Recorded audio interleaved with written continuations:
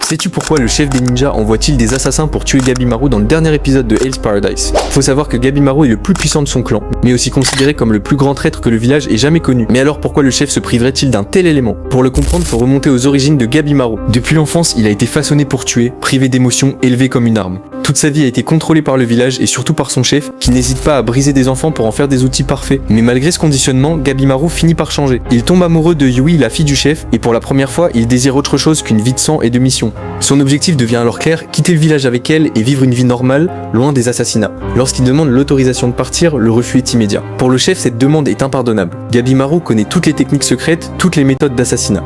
Le laisser partir reviendrait à exposer le clan à une destruction totale. Le chef voit également le désir de paix de Gabimaru comme une insulte personnelle. Lui qui a tué les parents de Gabimaru pour le façonner considère l'amour, l'attachement et l'humanité comme des faiblesses. Voir son arme ultime aspirer à vivre comme un homme ordinaire remet directement en cause son idéologie. Plutôt que de l'affronter frontalement, le chef choisit la ruse. Il confie alors à Gabimaru une dernière mission en lui laissant croire qu'il pourra ensuite quitter le village, qui est en réalité un piège. Ses propres camarades le trahissent et Gabimaru est vendu pour le faire condamner à mort par les autorités extérieures sans que le village n'ait à salir les mains publiquement.